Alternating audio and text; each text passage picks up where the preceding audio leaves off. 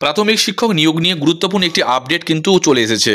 সেটা হচ্ছে যে থার্ড ফেজ কাউন্সিলিং যেটা চলছিল 14-17, তার থার্ড ফেজ কাউন্সিলিংয়ের কিন্তু নোটিশ চলে আসবে তার ঠিক পরেই অর্থাৎ এই বছরের এই মার্চ মাসের প্রথম সপ্তাহ চলে গেছে। সামনের যে সপ্তাহটা আসছে সেই সপ্তাহের মধ্যেই কিন্তু তোমাদের এই যে 2023-এর টেট হলো, যেটা ডিসেম্বরে হলো, তার কিন্তু ফাইনাল অ্যান্সার্স কিটা কিন্তু দিয়ে দেওয়া হবে মানে বোর্ডের তরফ থেকে। অর্থাৎ প্রাথমিক টেটের যে পরীক্ষা তার রেজাল্টটা দিয়ে দেওয়া হচ্ছে।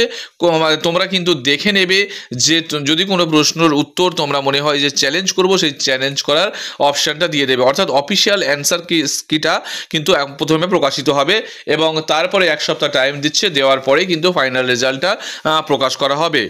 যেখানে সূত্রের মারফত খবর, সামনে লোকসভা ভোট আছে যেহেতু, যদিও এখনও দিনক্ষণ ঠিক হয়নি, আধিকারিকরা বলছেন যে যেহেতু পরীক্ষাটা অনেক আগে হয়েছে এবং সেখানে ফলাফল ঘোষণা করতে কোনো রকম অসুবিধা হওয়ার কথা নয়, কারণ ফলাফল মানেই কিন্তু নিয়োগ নয়, সেটা কিন্তু রেজাল্টটা বার করতে কোনো অসুবিধা নেই। কিন্তু যদি লোকসভা ভোটের আগে যদি নিয়োগের জন্য নোটিফিকেশন দেওয়া হয় ইন্টারভিউয়ের প্রক্রিয়ার জন্য, তাহলে কিন্তু কোনো রকম অসুবিধা হওয়ার কথা নয়। যেটা মাধ্যম থেকে উঠে এসছে সেটা একবার দেখে নিন।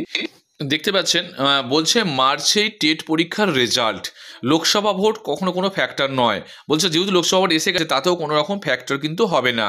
চলতি মার্চেই টেট পরীক্ষার ফলাফল প্রকাশ করা হবে বলে প্রাথমিক শিক্ষা পর্ষদের এক সূত্রের তরফে জানানো হয়েছে। এবং সেখানে বলা হচ্ছে কি, সেখানে আরও বলা হয়েছে পর্ষদের এক আধিকারিক জানায় চূড়ান্ত তালিকা প্রকাশের প্রক্রিয়া কিন্তু চলছে। উল্লেখ্য, গত ডিসেম্বরেই হয়েছিল টেট পরীক্ষা। অনেক আগেই পরীক্ষা হয়ে যাওয়ায় ভোট প্রক্রিয়ার মধ্যে ফলাফল প্রকাশে কোনো সমস্যা হবে না বলে পর্ষদের তরফ থেকে জানানো হয়েছে। খুব শীঘ্রই তা ঘোষণা হয়ে যাবে। অর্থাৎ লোকসভা ভোটের জন্য কোনো রকম অসুবিধা হবে না। যদি ভোটের আগে ইন্টারভিউয়ের দিনক্ষণ নোটিফিকেশন হয় তাহলে তো নিয়োগ প্রক্রিয়া করতেও কোনো অসুবিধা হওয়ার কথা নয়।